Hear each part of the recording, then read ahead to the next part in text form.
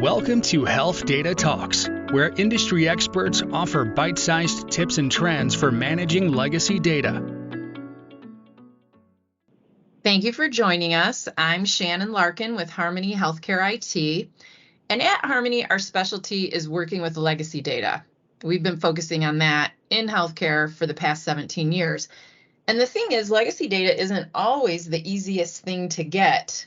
There's aging out of production software and servers that can sometimes pose real challenges for technicians. So that's why we've asked Alli Hysell, our system analyst manager at Harmony, to join us today. So Alli, thanks for being here. Thanks, Shannon. Happy to join today. So I know you're the right person to talk about legacy data acquisition, but to get us started, why don't you give our audience some background, on yourself, your role, and your team? Yeah, absolutely. So I'm a local here at South Bend. I live here with my husband and our son, who will be 2 at the end of this month. I've been here at Harmony for a little over 5 years, and I oversee the systems analyst team, who primarily is responsible for all incoming and outgoing data. Our team primarily coordinates with our clients and their vendors on expected deliverables, which includes the format of their data, their timing, and the confirmation of their overall alignment of the scope.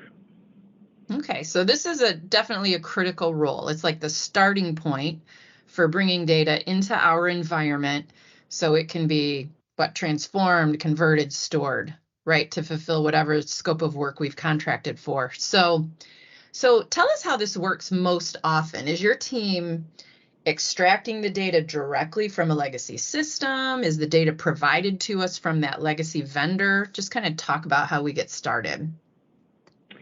Yeah, absolutely. So sometimes we are contracted to do the legacy extraction. Primarily, we do see that we are often working with the legacy vendor to provide us the data.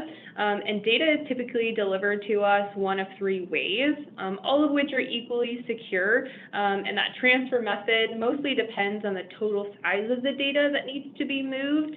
And any data that is less than 1 terabyte, we typically recommend utilizing SFTP, which is Secure File Transfer Protocol, and that's typically utilizing a application such as FileZilla, WinSB, or Go Anywhere.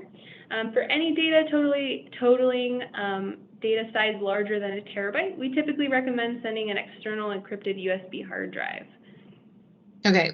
Let me stop you right there, because I know Harmony works with some of the largest health systems in the nation. So I would imagine that we're seeing data sizes in excess of 1 terabyte quite a bit. So can you comment on typical data sizes maybe, and then maybe expand on the hard drive process a little bit?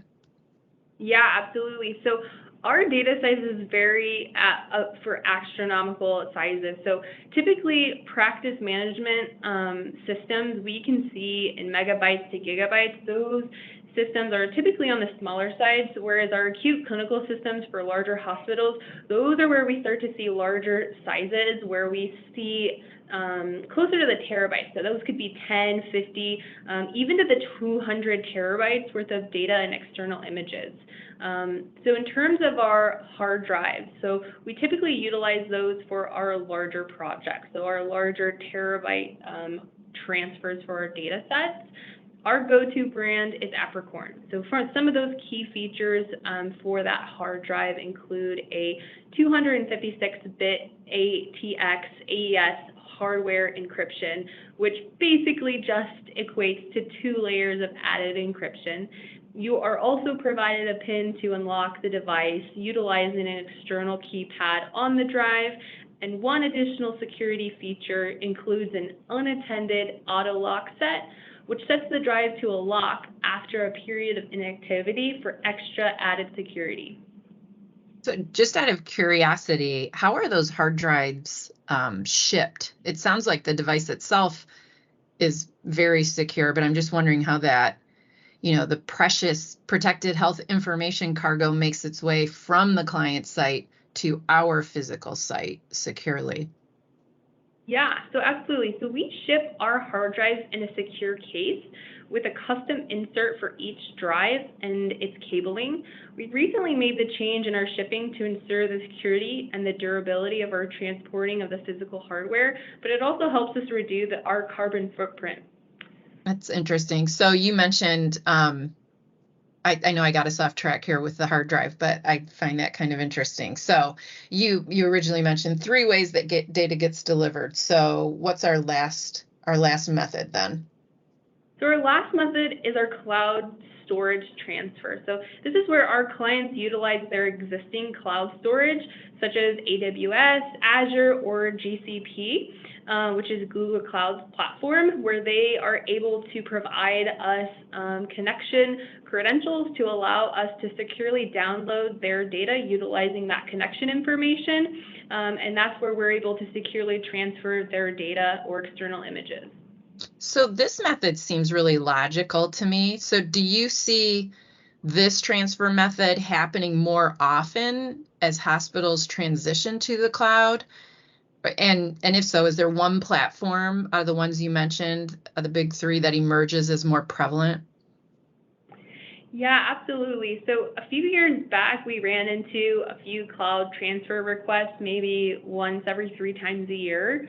Nowadays, I see it at least twice a month. Our larger hospital and enterprise clients are investing in cloud storage and utilizing that storage to their advantage as they look to archive their data. In terms of, one cloud storage platform to another, I would say kind of the big 3 are, again, AWS or GCP. Those are probably the top 2 I see most oftenly. Good. Okay, so we've covered the methods for data delivery. Let's say we have a client that implements a new EHR and they're ready to archive the legacy systems that EHR just displaced. Maybe talk to us about the process and when and how your team engages in that project. Well, that's a good question. I think about it as a kind of a ticking clock. It starts pretty much as soon as the client engages their vendor for a data extraction. And the systems and analyst team is often engaged along the way to ensure that the expected extraction deliver often aligns with the appropriate format. So we often help kind of navigate through any technical conversations with the vendor and the client. And this can be anywhere between a few weeks to several months. It really just varies between vendor to vendor. So what kinds of things might make that extend from weeks to months? That's a good question. So a few things. I think most commonly it's going to depend on the size of the data. So depending on your total size of the discrete data that you're extracting and the total size of your external images. So if it's a few megabytes to gigabytes, it may take that 4 to 6 weeks. If you're looking at a larger acute clinical system where we're looking at terabytes worth of data, that might range for a couple more months, where in some cases it might take 3 to 6 more months.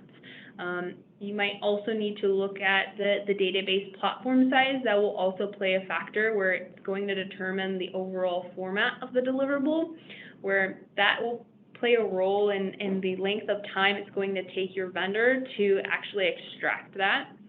And I would say the most challenging is when the client's data is held in a multi-tenant vendor-hosted database. And that's usually where we see extraction times usually take the longest because the vendor often has to perform their work after hours, so it does not impact their other tenants. So I'm kind of surprised at the time frames. And there is an information blocking provision in the 21st Century Cures Act, right? So even if some of these factors you're mentioning might slow the data acquisition process down, you're ultimately always going to be able to get at the data, right? Because the legacy vendors just have to provide access to the data.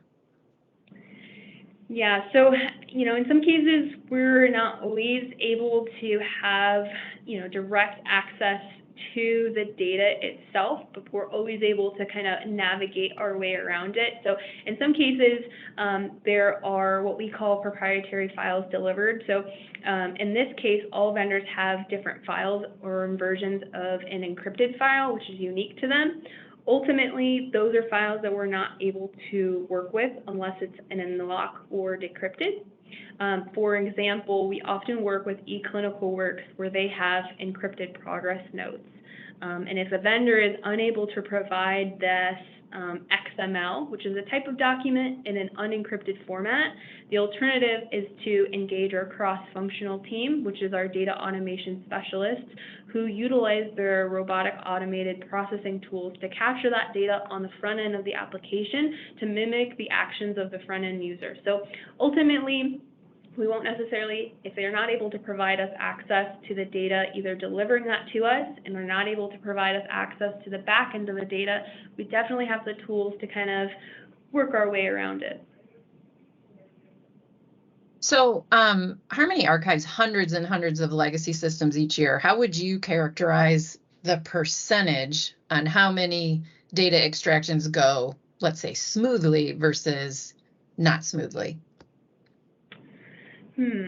In general, my team works effectively on their day-to-day items. I think the big thing is being proactively engaged to plan and emphasize the importance of communication. You know, a typical day for a systems analyst could include chatting with a client about gaining credentialing information to a vendor's SFTP site to, transfer the data, or working on a troubleshooting call with a vendor to review an index file that maybe was delivered without header information. So I think despite some of these challenges, we're always working with our clients on a path forward. So I think at the start of all of our products, Harmony conducts a technical key decisions and planning call right after the kickoff. And at that session, you'll meet one-on-one with our systems analyst, and we'll confirm, the optimal data transfer method, kind of map out when, where, and who on the data delivery. And, I always highly encourage all of our clients to invite their vendor to their meeting at that time. That makes sense. What kind of background do the system analysts on your team have technically? Like, what would your ideal candidate look like if you were hiring your next systems analyst?